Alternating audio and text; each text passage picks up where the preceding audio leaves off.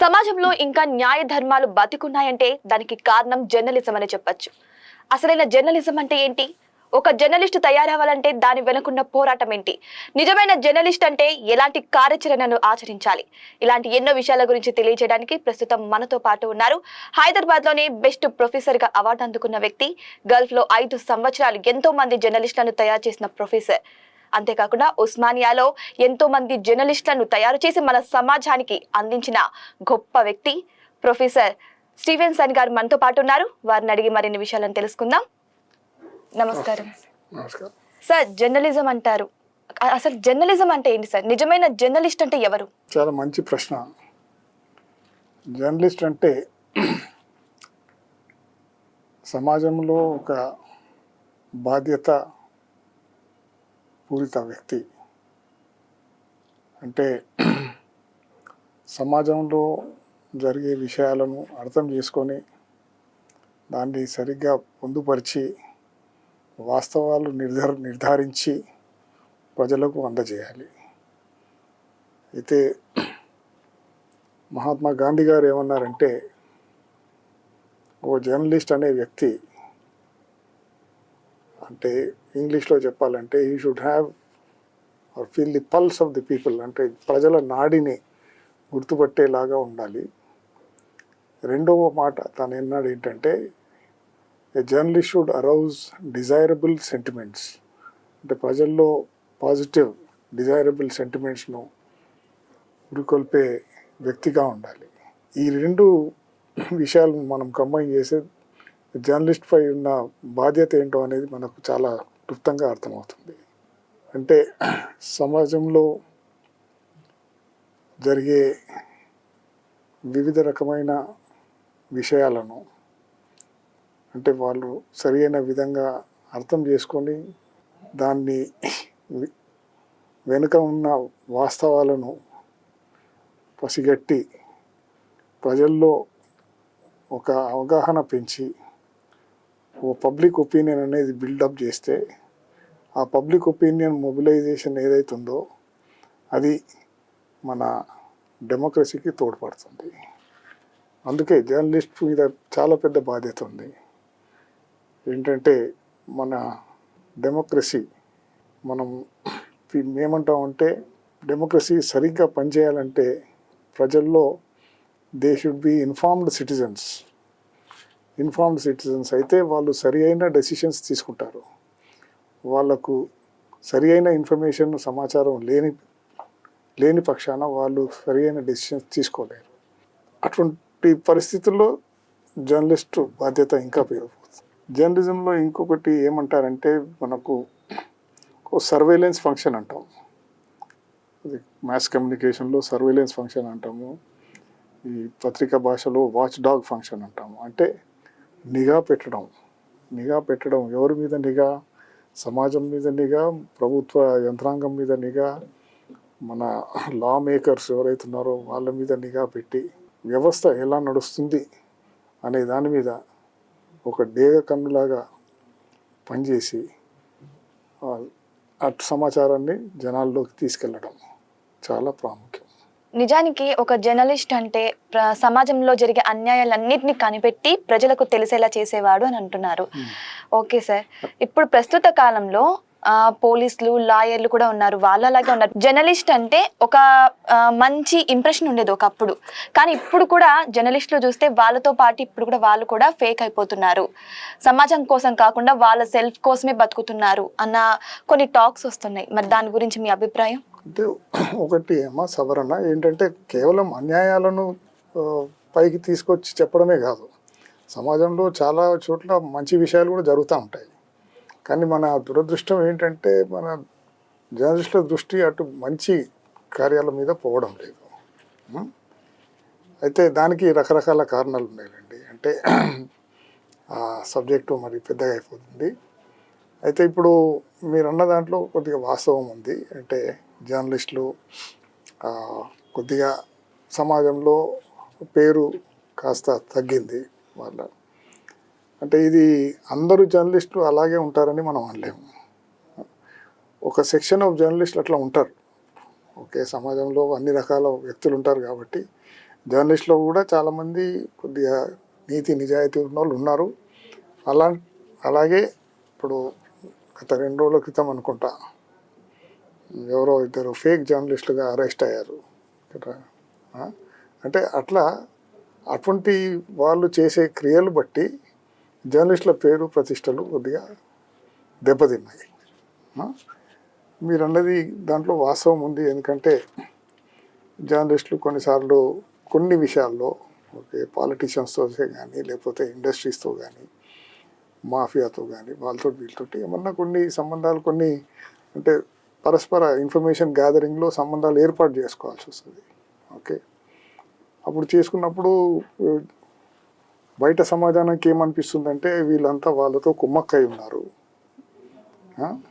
అంటే కుమ్మక్కనే ధోరణి ప్రజల్లోది. కానీ వీళ్ళు చేసే ప్రొఫెషనల్ రెస్పాన్సిబిలిటీగా ఒక పాలిటీషియన్ దగ్గరికి వెళ్ళో లేకపోతే బ్యూరోక్రాటో లేకపోతే ఎక్కడో ఒక కాంట్రాక్టర్తో పోయి ఇన్ఫర్మేషన్ తీసుకునేటప్పుడు ఇట్ ఈస్ ప్రొఫెషనల్ రెస్పాన్సిబిలిటీ. దాన్ని మనము సరైన విధంగా చూడాలి. కానీ వీళ్ళంతా వాళ్ళతో కుమ్మక్కైందని కించపరచడం కానీ అది జరుగుతుంది. అంటే కొందరు ఉండవచ్చు, అంటే కొన్ని విషయాల్లో కొన్ని స్కాండల్స్లో ఉండొచ్చు, అది వేరే సంగతి. కానీ ప్రధానంగా మనం చూసేది ఏంటంటే ఒక జర్నలిస్ట్ సోర్స్ రిలేషన్షిప్గా చూడాలి.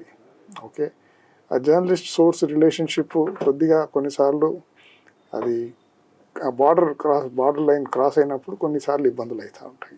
సార్, జర్నలిస్ట్కి రిపోర్టర్కి ఉన్న మధ్య తేడా ఏంటి సార్? జర్నలిస్ట్ రిపోర్టర్ అంటే ఇప్పుడు జర్నలిస్ట్ అనేది ఒక బ్రాడర్ టర్మ్ అమ్మా. ఇప్పుడు ఫర్ ఎగ్జాంపుల్ బయటికి వెళ్ళి సమాచారం సేకరణ చేసి వచ్చే వ్యక్తిని రిపోర్టర్ అంటాము. కానీ ఇప్పుడు జర్నలిస్ట్ అనేది బ్రాడర్ టర్మ్. ఎందుకంటే ఇప్పుడు ఆ న్యూస్ తీసుకొని వచ్చిన తర్వాత ఎడిటోరియల్ డిపార్ట్మెంట్లో చాలా వ్యక్తులు ఉంటారు. అంటే మీ పైన ఎడిటర్ నుంచి managing editor, chief sub editor, input ఎడిటరే కానీ సబ్ ఎడిటరే కానీ వీళ్ళంతా సవరణ చేసి అంటే న్యూస్ను పొందుపరిచి అది మళ్ళీ పేపర్ అయితే పేపర్కు లేకపోతే బులెటిన్కు తయారు చేసేవాళ్ళు వాళ్ళందరినీ అంటే they are also journalist. Reporter అనేవాడు కేవలం ఇక్కడ అంటే తను కూడా జర్నలిస్టే, కానీ ఇక దానికి ఒక ప్రత్యేక నొమెన్క్లేచర్ ఇచ్చారు రిపోర్టర్ అని. జర్నలిస్ట్ అంటే broader term which includes all these people. Okay sir, మీ దృష్టిలో జర్నలిస్ట్ అనేవాడు ఎలా ఉండాలి సార్? ఎలా ఉండాలి అంటే ఇది ఎలా ఉండాలి అంటే ఈ should man of integrity. Okay, వ్యక్తిగతంగా తనకు ఒక విలువలు, వ్యక్తిగత మంచి గుణాలు అంటే అది కాకుండా తనకు ఒక అంటే మీరు రిపోర్టర్ విషయం మాట్లాడదాం. రిపోర్టర్ అంటే తనకు న్యూస్ అనేది ఏంటి అని పసిగట్టే ఆ స్కిల్ అనేది డెవలప్ కావాలి. దాన్ని ఏమంటారంటే ఇంగ్లీష్లో నోస్ ఫర్ న్యూస్ అంటారు. అంటే ఎక్కడ ఏముంది అనేది అది వాసనతో చూసి ఇది వార్త, ఇది ప్రజల్లోకి తీసుకెళ్ళాలి అనే గుర్తింపు తనకు ఉండాలి. అది కాకుండా తన ఏమంటాం ఇంగ్లీష్లో చెప్పాలంటే బయట జరిగే విషయాలు ఈ should be able to grasp. అంటే మనం యాంటీనా ఇంటి పైన పెట్టుకుంటారు ఇంతకుముందు, ఆ సిగ్నల్ తీసుకుంటాయి అన్నట్టు. అలాగే జర్నలిస్ట్ కూడా బయట జరిగే విషయాలన్నీ ఇట్లా ఈ సిగ్నల్స్ ద్వారా తీసుకుని అబ్జర్వ్ చేసే కెపాసిటీ ఉండాలి.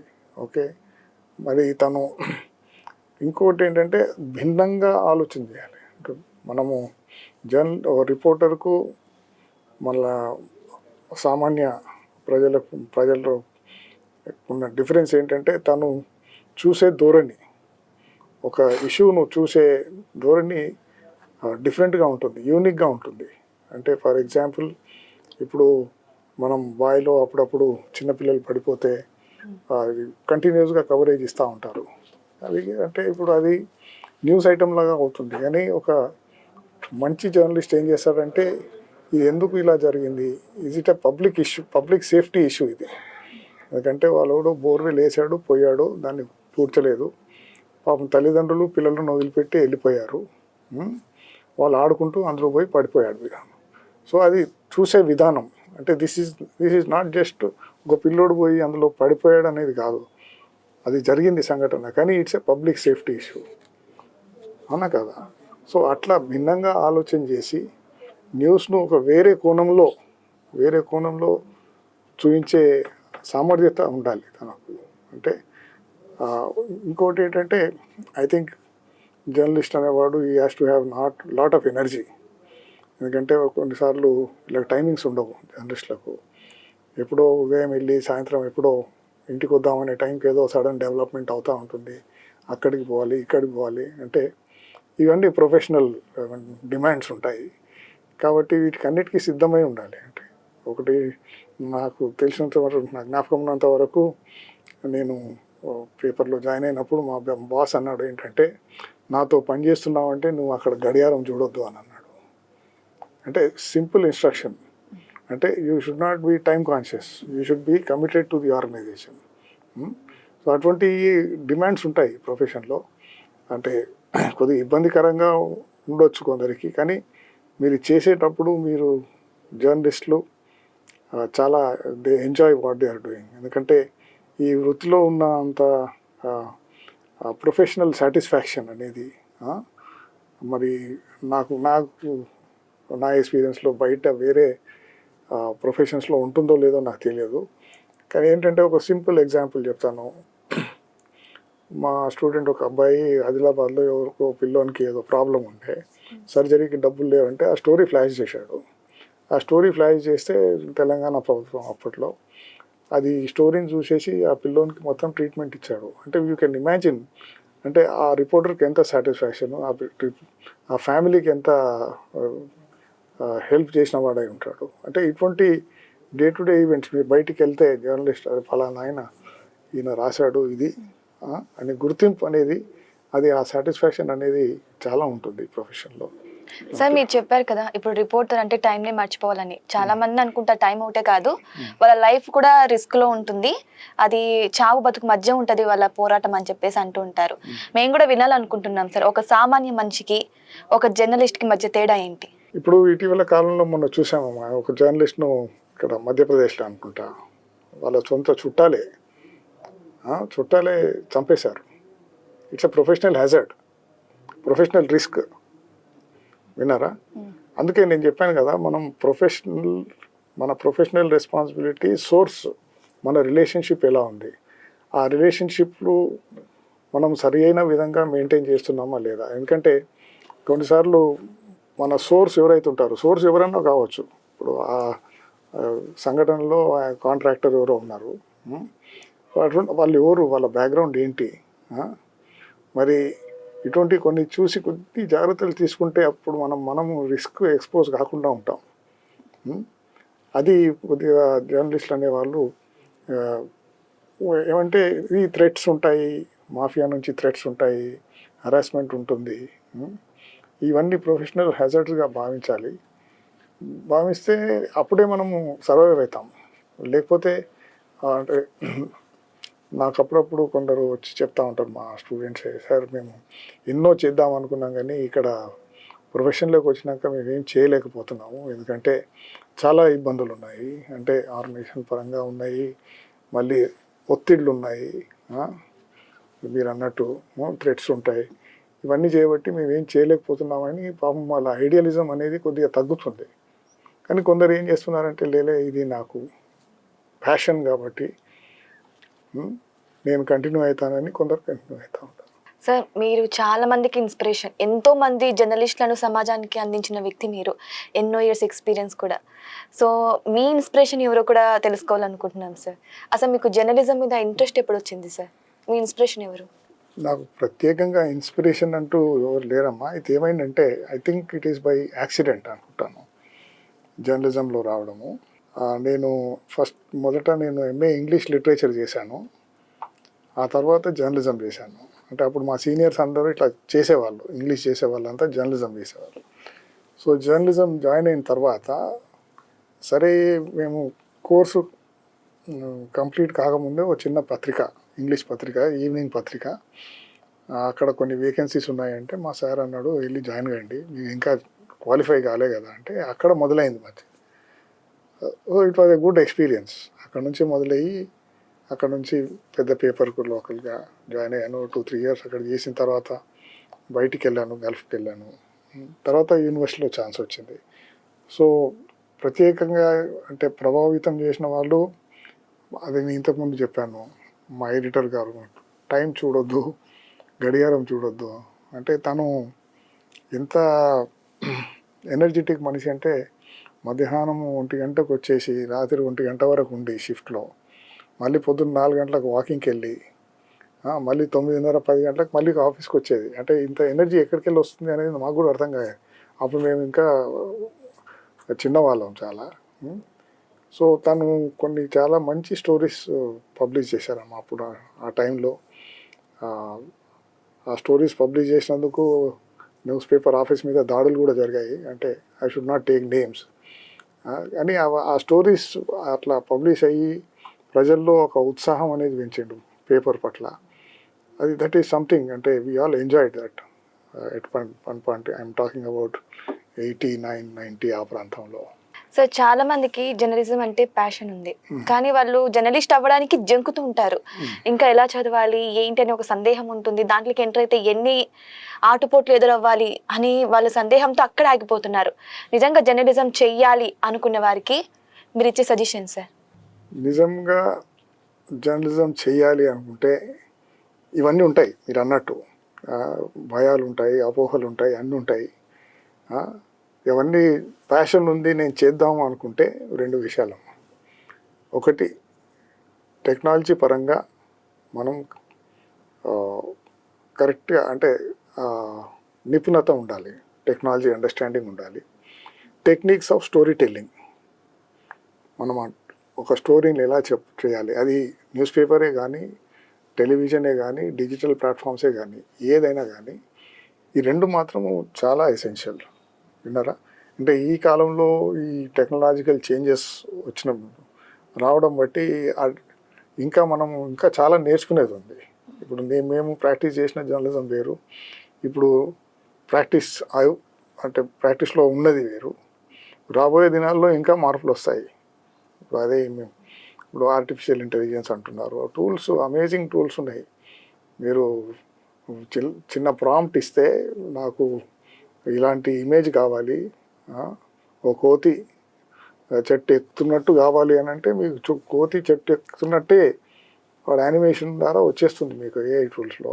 అంటే ఇప్పుడు ఒక పాలిటీషియన్ ఒక స్పీచ్ ఇవ్వబోతున్నాడు, ఖైరతాబాద్లో ఏం మాట్లాడవచ్చు అంటే కూడా మీకు మొత్తం రిపోర్ట్ వచ్చేస్తుంది. అంటే కొద్దిగా భేదాలు ఉంటాయి మాట్లాడేదానికి వాస్తవాలకు. కానీ అదేంటంటే లార్జ్ లాంగ్వేజ్ మోడల్స్ ఏదైతే ఉన్నాయో ఏఐ టూల్స్లో, ఇవి దాదాపుగా ఒక రిపోర్ట్ ఇచ్చేస్తుంది. ఎడిటింగ్లో కూడా మీరు చేసింది, రాసింది మొత్తం దాన్ని శుద్ధి చేసి మళ్ళీ పేపర్కు అచ్చుకు తయారు చేయాలంటే కూడా you have good tools today. So ఆ మార్పులు చాలా ఉన్నాయి. అందుకే నేను అనేది ఏంటంటే టెక్నాలజీ అండర్స్టాండింగ్ ఉండాలి. రెండవది techniques of good story telling ఉండాలి. అయితే అప్పుడు రాణించవచ్చు జర్నలిస్ట్. ఇవి మీరు చెప్పినట్టు ఇవన్నీ అంటే ప్యాషన్ ఉంటే ఇది వాళ్ళు పాటించవలసింది. ఒక జర్నలిస్ట్ అంటే సార్ ఒక పొలిటీషియన్కి, ఒక అధికారికి ప్రజలకు మధ్య ఉన్న వ్యక్తి అని అంటారు. అంతేకాదు ప్రపంచంలో ఎక్కడ ఏం జరుగుతున్నా కూడా అది ప్రజల వరకు చేరవేసే వ్యక్తి కూడా ఒక జర్నలిస్టే అని అంటారు. బట్ అటువంటి జర్నలిస్ట్ గురించి చాలా మంది చాలా బ్యాడ్గానే మాట్లాడమని కొన్ని పేపర్స్లో కూడా చదివాము. చాలా నీచంగా అభాండాలు వేయడం అలా చేస్తూ ఉంటారు. అటువంటి వారికి మీరు ఇచ్చే సజెషన్ ఏంటి సార్? అటువంటి వారికి మీరు ఏం చెప్పాలనుకుంటున్నారు? అందుకే నేను ఒక విషయం చెప్పాను, you need people of integrity. అది తెలుగులో దాన్ని ఎట్లా అనువాదం చేస్తాము కానీ ఇప్పుడు ఇంటిగ్రిటీ లేని వాళ్ళు ఉంటారమ్మా. అంటే ఇక సమాజంలో ఉంటారు, ఇక్కడ జర్నలిస్ట్లో కూడా ఉంటారు. మీరు మాట్లాడేది వాళ్ళ విషయం. అంటే జర్నలిస్ట్ కమ్యూనిటీ మొత్తానికి చెడ్డ పేరు తెచ్చేది వాళ్ళు ఒకరిద్దరు చేసే ఏమంటాము చెడు కార్యాల వల్ల దెబ్బతింటుంది.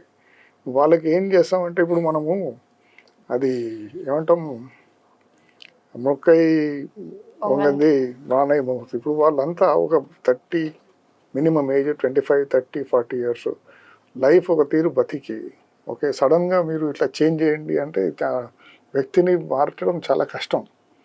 Changing an individual is very difficult. Especially అంటే ఇప్పుడు ఎట్లుంటుందంటే ఉదాహరణకి ఇప్పుడు 2 కర్బూజాలు తీసి పెట్టుకున్నాం అనుకోండి, పక్కన పెడితే ఇది పచ్చిది ఉన్నా కానీ దీని వాసన దీనికి వస్తుంది. అర్థమైందా? ఇట్లా చెడిపోయే వాళ్ళు చాలామంది ఉంటారు. అందుకే నేను అన్నాను personal values, upbringing, culture, integrity ఇవి చాలా ముఖ్యం.